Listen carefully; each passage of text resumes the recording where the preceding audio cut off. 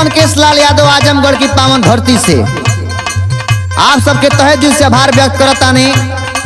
कुछ दिन पहले आप सबके बीच में एगो हमार गीत आयल हल, हमार सरकार आव हो, जौन सोशल मीडिया पे काफी ट्रेंडिंग में चलता। और ये गीत जौन जात बा, एगो आदमी अपना मेहरारू से कहता कि आजकल के जौन सरकार बा अगर ऐसा ही रहल तो पूरा देश के ही पागल बना दी हैं। आई गीत के माध्यम से कैसे का देश भर में रोज आना जाना करी है,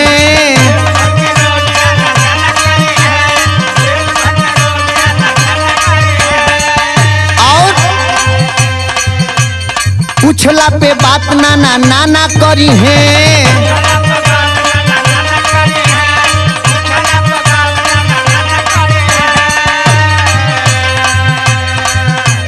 देश भर में रोज आना जाना करी है, पूछला पे बात नाना नाना करी है।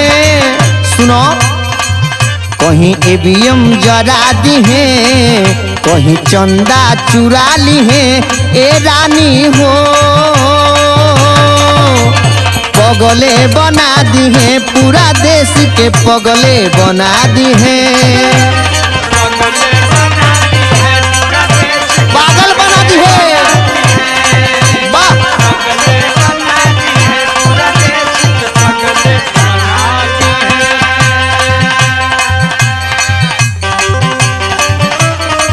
कोनो जवाब नहीं थे।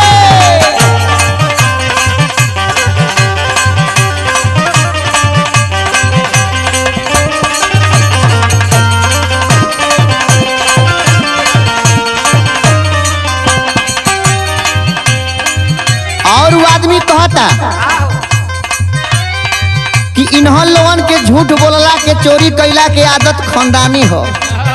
हाँ कैसे गीत के माध्यम से कहता नहीं, चोरी कैला के आदत असर खानदानी होला।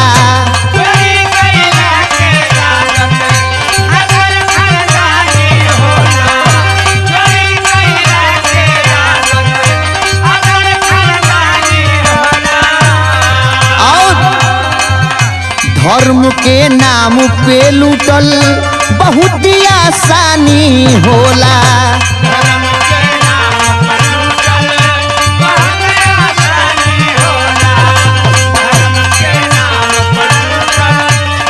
बहुत आसानी हो का चोरी कैला के आदत असर खानदानी होला। धर्म के नाम पे लूटल बहुत आसानी होला। लिख पेपर करा दी है, झूठ वादा बढ़ा दी है। ए रानी हो पगले बना दी है, पूरा देश के पगले बना दी है। पागल बना दी है।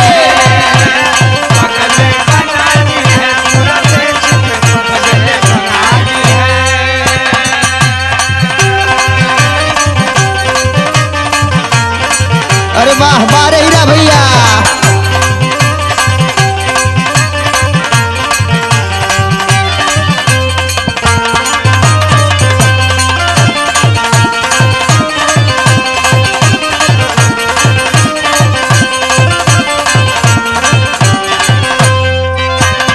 और देखी धीरे धीरे यो 5 साल गईल और काम कुछ ना भइल। कहे के बाद गीत के माध्यम से गौर करब जा। 5 साल ई हो गईल, काम ये कहूँ ना भइल।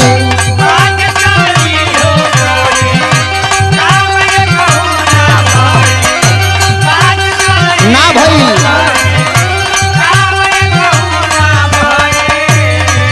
और सोना चांदी के भौआ देखो आसमान पे गईल। सोना चांदी के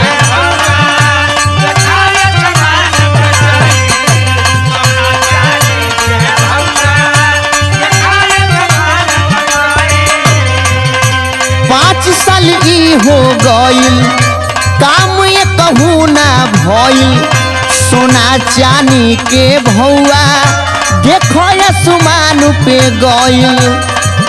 अंधभक्त बना दी है, कबो थाली बजा दी है, ए रानी हो पगले बना दी है, पूरा देश के पगले बना दी है, पगले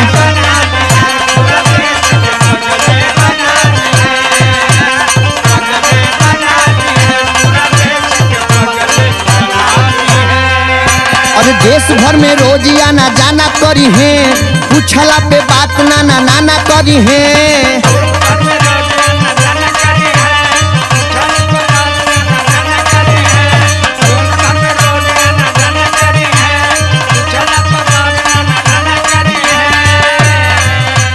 देश भर में रोज आना जाना करी है, पूछला पे बात नाना नाना करी है। कहीं ABM जरा दी है, कहीं चंदा चुरा ली है, ए रानी हो पगले बना दी है, पूरा देश के पगले बना दी है, पूरा देश के पगले बना दी है।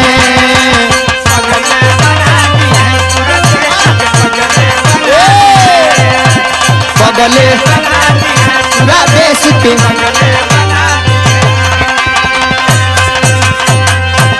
जय अखिलेश, जय संविधान, जय भीम।